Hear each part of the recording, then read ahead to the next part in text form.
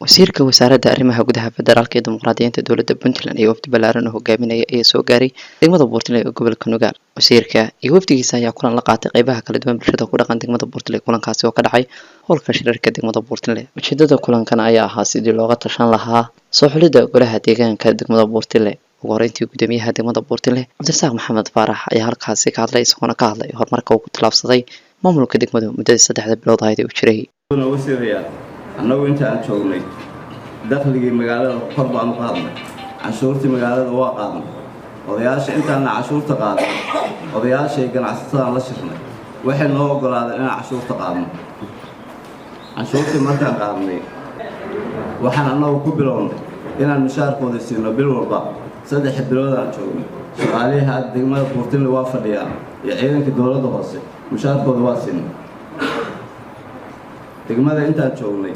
waxaan ka qabanay in dakhliga aan soo qaadno oo magaalada ka ururino inaan khasnada degmada dhigno.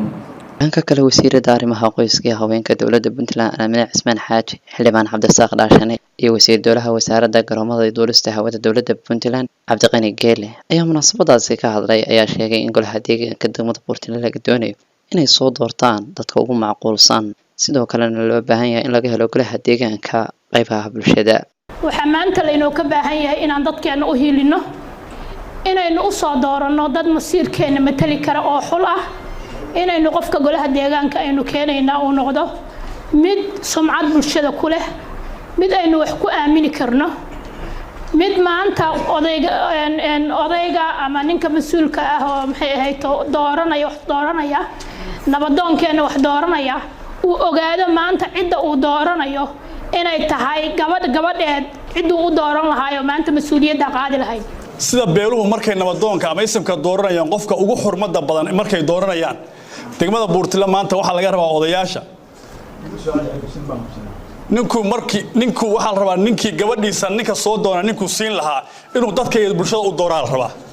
nimaada gabadhaada siiseen oo markuu ka soo warbaxaya ku yaqaan aad oranaysid ama aad ka faaganaysid waxa la rabaa inaan adna bulshada hor keenin. gabdhaha waa laga sharqamiyay waxa la fulixanti ma mooga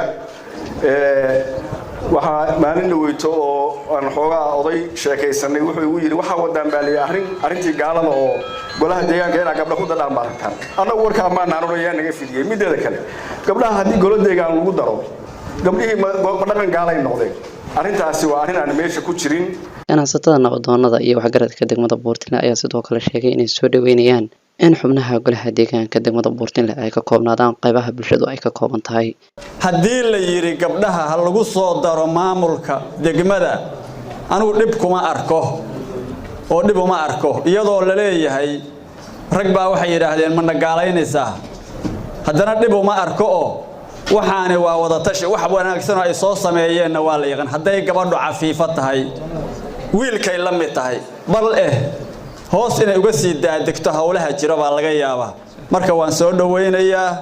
dadku hadda kala golihii deegaanka waa ku dhex jiraan ama ha u dhamaystireen ama waxa ka dhimanaadeen waxaan leeyahay mar haddii gabdhihii soo kordheen awlaa ay gabdhaheenni ahaayeen oo dowladda iyo hay-aduhuba leeyihiin mashaariic iyo adduun baa laydin badinaya waray gabdhuhu meel wax u dhigmayaan reer Buurtile oo tashada idinkoo reer Buurtile ah anigu qofna gaar u taargad mayo xildhibaano wanaagsanna waanu u baahannahay sidii ay wasaaradda u sheegto oo kalateeriyada iyo qorshaheeda iyo sida ugu talagashay dayada taqaan inaguna insha Allah waxaan rabnaa inaan ku soo dhaweyno qaadano talada wasaaradda iyo qorshaha ay u rabto inta inaga ka qusaysa. ugu dambeyntii wasiirka wasaaradda arrimaha gudaha federaalka ee dimuqraadiyiinta dowladda Puntland Cabdiraxmaan Maxamed Dhamancaad oo kulankaasi soo xiray ayaa sheegay in haddii qaar ka mid ah odayaashu ay ka dhaceen saxiixa ka mid noqoshada golaha deegaanka aysan haatan wax dhib aysan u arkin ee qof waliba u yimaado ay saxiixaan ka mid noqoshada xubinta golaha deegaanka degmada Buurtile isagoo sheegay in guddi loo xil saari doono kala saaraa ka mid noqoshada golaha deegaanka degmada Buurtile ayagoo la adeegsanayo sharciga 7 ee dastuurka dowladda Puntland. waxaan ognahay in odayaasha saan markii hore u xusay ay dhici karto qaarkood inay saxiixeen oo shakhsiyaad u saxiixeen annagu malihin markaan leenahay gabdhaha la keeno malihin xubnaha u saxiixdeen kala soo noqdo dib u soo celiyo culayska ay saaranina waxaad samaynaysaa gabdha iyo ciddi kale idin tinaada waa saxiixaysaa guddiga dowladdu soo magacaawdo oo maxaa la yiraahdaa wasiirada iyo baarlamaanka baa waxay u fiirinayaan shuruudaha jira law number 7 ama sharciga number 7 dhigayo asaga lagu fiirinaya asaga lagu kala saaraya dilaac waxba idinku marka culays ay saarinina